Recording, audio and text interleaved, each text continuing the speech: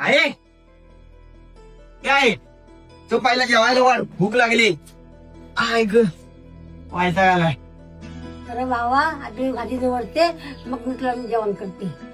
म्हणजे अजून जेवण नाही बनवलंस? अगं वाजले किती, मला केवढी भूक लागली. आता माझ्या हातापायला काय होत नाही. थांब बाबा तुझी भाजी निवडते मग तुला गरम गरम जेवण देते. जेव तिकडे तुझी तू, मी बाहेर बघीन. अरे बाबा थांब थांब मला समजून तरी घे. निखिल, ए निखिल, ए निखिल, चल जरा बाहेर ना काहीतरी खाऊन येऊ, भूक लागले. तू ये जाऊन. आईची तब्येत जरा खराब आहे, मी आईपाशी थांबतो.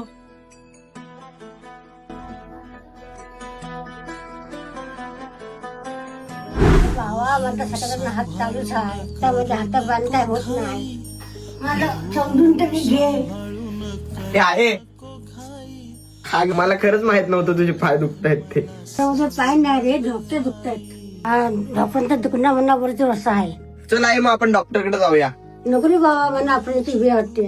अगं आहे आता ऑपरेशन करायची गरज नाही, मग आता ट्रीटमेंट करतात. अरे बाबा कुठं? अगं आहे आता आपल्या पुणे पेन क्लिनिक मध्ये. आणि आहे आता ऍडमिट आणि बेड रेस्टची सुद्धा गरज नाही. इथे फक्त एका छोट्याशा इंजेक्शननी ट्रीटमेंट केली जाते.